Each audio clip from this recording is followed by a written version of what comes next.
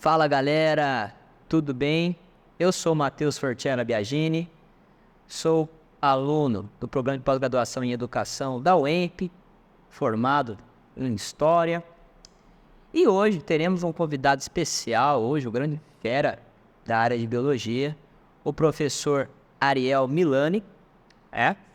E nosso primeiro episódio de hoje é sobre a crise do meio ambiente, a crise ambiental, certo? E esse convidado, ele estuda a área de paleontologia, geociências, é da casa, é da própria UEMP, ministra o curso de biologia, nas disciplinas de fundamentos, paleontologia, geociência. Então, venho aqui dar saudação para ele, mas antes disso eu passo para a Ana Clara. Oi, pessoal. Bom, eu sou a Clara, sou aqui formada pela Universidade em Letras e Direito. Hoje estou acompanhando o Matheus e o professor Ariel. E a gente pensou esse espaço do podcast, né, o Pode Aprender, como um complemento às aulas que a gente está tendo no cursinho popular da UEMP, pensando especialmente em discussões que podem entrar no Enem ou cair na redação, para aprofundar a questão das atualidades. O Matheus pode seguir. Então, eu vou dar aqui minhas boas-vindas ao professor Ariel Milani. Bom dia, professor, tudo bem? Bom dia, Matheus, bom dia, Ana, bom dia a todo mundo que está ouvindo. Não sei se a galera que nos escuta aqui vai ser de manhã, tarde, à noite, mas qualquer forma, bom dia, boa tarde, boa noite a todos. Fico muito feliz e honrado pelo convite e vai ser um prazer ter essa conversa bem legal. É isso aí, eu que agradeço pela sua simpaticidade, sua prontidão em estar aqui. Eu agradeço muito pelo convite que você pode estar atendendo, né? Então, pessoal, nosso papo hoje vai ser sobre a crise do meio ambiente e a primeira questão que eu lanço aqui para o nosso professor quais são os motivos de ter a crise do meio ambiente hoje, atualmente, na sociedade? O que você pensa sobre isso? Tá, bom, o motivo é a expansão da nossa espécie. A nossa espécie originalmente é um bicho bem estranho que surge lá na África, por volta aí de 500 mil anos mais ou menos, embora os fósseis mais antigos aí datem de uns 250, 300 mil anos. Ou seja, a nossa espécie, nós como espécie somos africanos, né? E aí, a partir do momento que a gente começa a sair da África, a gente já começa a gerar impacto nos outros continentes onde a gente começa a chegar. Mas talvez nos últimos 2 séculos, esse impacto foi muito maior. E a gente, principalmente nas últimas 5, 6 décadas, tem se acentuado ainda mais, né? Então a gente percebe uma redução drástica dos biomas, né? Esses ecossistemas eles têm diminuído muito, muitas espécies estão desaparecendo, e a gente consegue perceber isso, os dados saltam aos olhos, né? É só trazer algumas informações para vocês perceberem o quanto a gente tem alterado o nosso planeta. Tem um Instituto de Israel que fez um levantamento muito impactante que diz que das espécies de aves, hoje nós temos mais de 10 mil espécies de aves no planeta, né? Se a gente pegar todas as aves do planeta, as domésticas e as selvagens, e colocar numa balança fictícia e pesar, né, a biomassa de todas essas aves, 70% do peso das aves do planeta são de aves domésticas, praticamente galinha, pato, ou seja, coisas que a gente cria para consumir. Então, assim, é um absurdo. E quando a gente vai para mamífero, isso piora mais, né? Em mamíferos, a gente estima-se que apenas 5% sejam de espécies silvestres. Ou seja, algo em torno de 95% é de praticamente boi, né? E não vai longe. No Brasil, praticamente, para cada habitante, a gente tem mais de um boi, né? Então, assim, se você considerar que toda a diversidade das mais de 5 mil espécies de mamíferos silvestres hoje, que inclui elefante, rinoceronte, represente menos de 6%, é algo assustador, né? E aí a redução desses biomas não é só bicho que vai desaparecendo, né? São plantas também, né?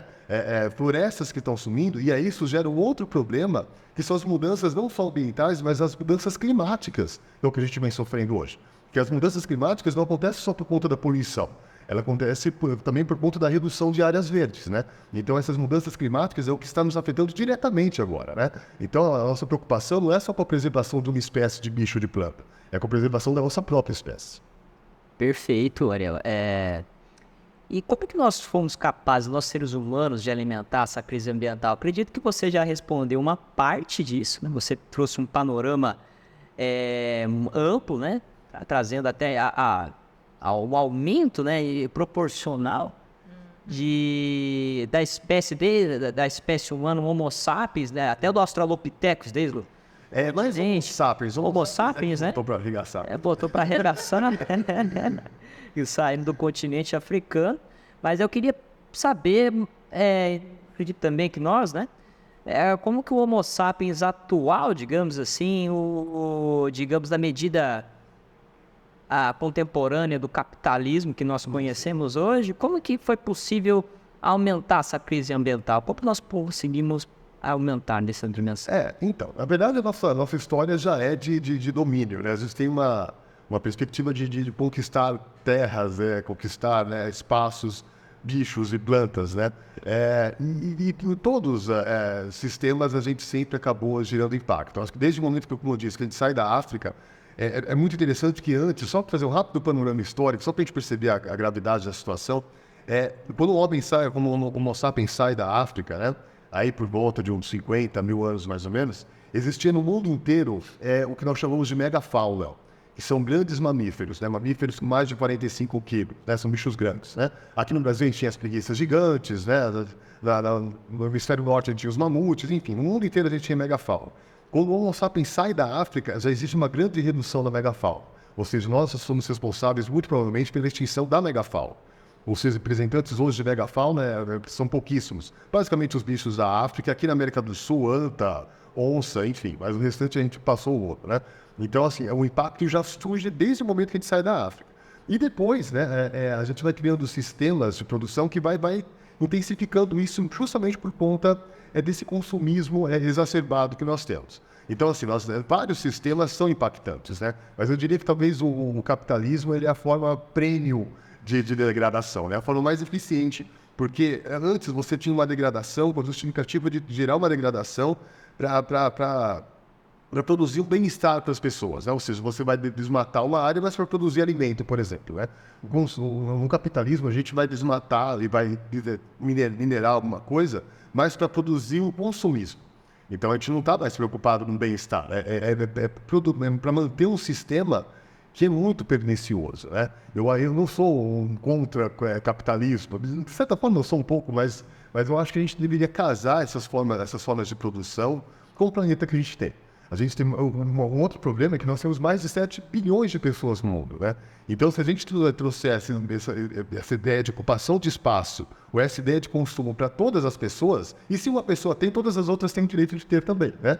Se a gente levar isso para todas as pessoas, a gente não tem mundo, não tem planeta que comporte isso, né? Então, hoje a gente tem essa situação de extrema desigualdade, né? Que é o que acontece hoje, e um mundo que está morrendo. Hoje a gente tem que rever essas questões, mas o fato é que a ocupação de espaço, mineração, agropecuária, tudo isso vem degradando o ambiente, principalmente nas últimas 5 décadas. Professor, e a gente pensa muito, se ouve muito hoje em dia, que nos próximos anos não vai mais existir planeta, a gente não vai mais estar aqui. O que você acha dessas conversas? Assim, a gente está com prazo de validade, ainda é possível reverter essa situação? A Terra tem prazo de validade, sim, né? Mas esse prazo de validade, na verdade, está mais relacionado com a expansão do Sol. E isso vai demorar muito tempo para acontecer, né? Então, vai chegar um momento que o Sol vai começar a expandir. Provavelmente daqui uns 5 bilhões de anos, eu garanto que a gente não vai estar mais aqui, né?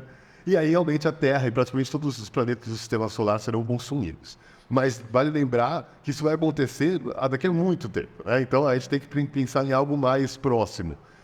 Existe esse pensamento mais alarmista, né, de que a nossa espécie vai se extinguir. Na verdade, eu acredito que não. O que vai acontecer é que muitas outras espécies de animais e plantas vão se extinguir. O mundo vai ficar muito mais pobre. O mundo está ficando diferente daquele que era quando a gente surgiu, isso é fato, né? E isso vai gerar uma série de problemas da forma como a gente vive hoje. Principalmente da maioria das pessoas de classe média para baixo. As pessoas mais abastadas vão dar um jeito de viver confortavelmente em algum lugar do mundo, né? Mas você pega, por exemplo, no Brasil, que é uma região que a gente depende muito do agronegócio, né? Se o aquecimento global continuar na medida que está acontecendo, a forma de plantio, de consumo, de produção agrícola vai deixar de existir praticamente no Brasil, né?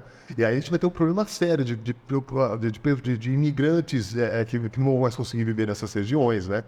Os problemas estão acontecendo agora, né? Você pega o aumento das temperaturas, já faz com que idosos sofram muito com o calor, por exemplo. Né? Então a gente já tem pessoas que começam a sofrer agora, mas se as coisas continuarem nesse ritmo, no futuro a gente vai ter uma situação muito mais difícil de se viver. Eu não acho que a nossa espécie vai se extinguir, mas eu diria que nossos netos ou bisnetos vão ter um mundo muito mais complicado de se viver. Nesse caso, então, podemos dizer que a crise ambiental também é política? Sim, a nossa espécie é política, né? Tudo que a gente faz é política. Mais uma vez que eu sou paleontólogo, eu sempre trago um panorama histórico, né? Desde o nosso surgimento, aliás, a forma como a gente se comporta, e não só a gente, chimpanzés têm essa forma também, tá? Uma forma política. Antes disso, né, a forma como a gente agia era uma forma que dentro da evolução a gente chama de intrasexual, né? Que é aquele comportamento onde machos disputam por fêmea e território. A gente herdou um pouco disso, que é esse machismo escroto que a nossa espécie tem, né? Mas, assim, há muito tempo já esse comportamento não é comum na nossa espécie. A gente tem um comportamento mais de construção de pontes entre indivíduos, que é o que a gente chama de política, né? Chimpanzé também faz isso, por incrível que pareça, né? Não é à toa que ele é o indivíduo, a espécie mais próxima da nossa ainda viva. E aí, então, desde a nossa origem, a gente trabalha de forma política. E a política é a arte da convivência, né? De se conviver sem se matar. Então, a gente tenta fazer isso, na verdade, né? Os modelos políticos de hoje, eles afetam diretamente a questão do meio ambiente, assim, principalmente quando eles endossam a questão do capitalismo. Quando você tem uma política que acha que o capitalismo é o melhor dos mundos, né? E às vezes essa política ela é, de certa forma, financiada, né? É óbvio que ela está afetando nisso. Mas eu penso que o problema que a gente vem enfrentando, ele vai não só ser político, mas vai passar a ser geopolítico. Porque hoje, né, a gente percebe guerras para ocupação de áreas, de terrenos, né? E no futuro breve nós teremos guerras por área de terrenos ocupáveis, terrenos que dê para se produzir alguma coisa. Porque não adianta nada você ter uma terra que não é só infértil, mas ela é impossível de produzir, né? Você fala, mas mesmo que seja num deserto, o cara pode fazer um furo, pega a água do freático e dá para fazer uma plantação. Mas as mudanças ambientais e climáticas, elas estão tão malucas que é difícil manter uma plantação mesmo nesse porte. Porque você pode ter puxado a água do fundo da terra e manter uma plantação no deserto. Mas de repente vem uma onda de chuva maluca por conta das mudanças climáticas e naquele lugar vai chover durante uma semana e vai acabar com a plantação.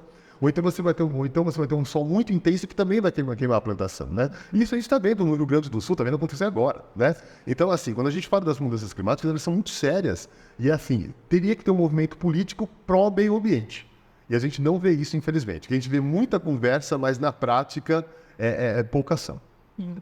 Professor, isso me lembrou aquele filme de animação, o Wall-E, que a população vai para outros planetas e fica o robozinho aqui limpando. Para quem quiser saber mais sobre isso, continuar pensando sobre essas questões, você tem alguma coisa para recomendar? Um livro, um filme? Nossa, agora você me pegou. Tem coisa. Agora. Eu acho que, assim, todos esses filmes, exceto para o Apocalipse, eles retratam. Mad Max é um exemplo bem legal, né? Ele retrata mais ou menos esse mundo distópico, né? Que é um futuro um pouco triste, mais ou menos que a gente vai enfrentar se as coisas não mudarem, né? E aí isso me preocupa muito, essa questão do robozinho que você falou, porque existe um movimento hoje, assim, que acha que a solução é fora do nosso planeta, né? Então vamos colonizar Marte, porque lá vai ser legal, né? Não, lá vai ser muito pior que aqui. A gente não tem plano B, né? Então é claro que a gente tem que desenvolver tecnologia aeroespacial, acho que é importante a gente ter esse conhecimento no nosso universo, mas não devemos fazer isso pensando que a única solução da sobrevivência da nossa espécie é ir para outro lugar. Porque outros lugares são muito mais inóspitos e a gente vai destruir outros lugares também, né? Então, assim, a solução é aqui e agora.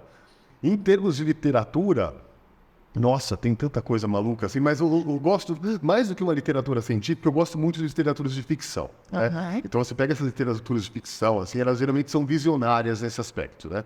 Então, qualquer obra aí, do Júlio Verne, qualquer um desses caras aí, muito antigos, inclusive, eles sempre trazem um panorama que, na época, era uma maluquice. Hoje a gente percebe que é algo muito real. Perfeito.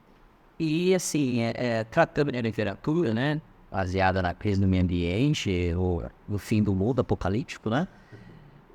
É um mundo como a gente conhece, né? Mundo como a gente está confortável, né? A Terra vai continuar existindo, né? O conforto que nós temos não vai ser... Mesmo, sim. Não, tranquilo.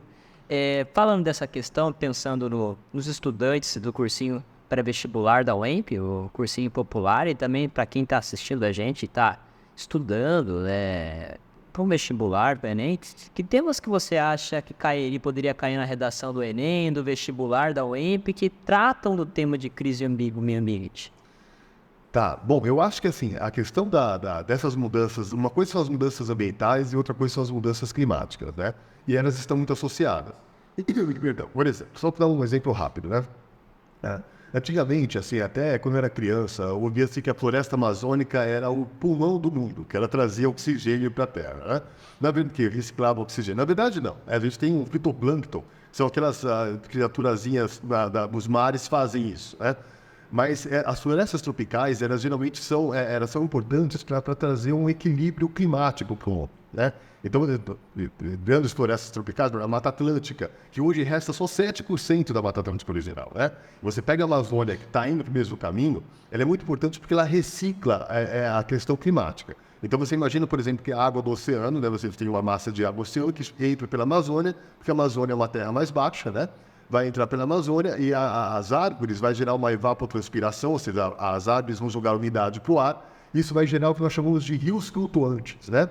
Esses rios flutuantes é que vai abastecer todo o regime de chuva aqui da região sudeste. Então, toda a plantação que a gente vê no centro-oeste, toda essa região sudeste, ela é abastecida por esse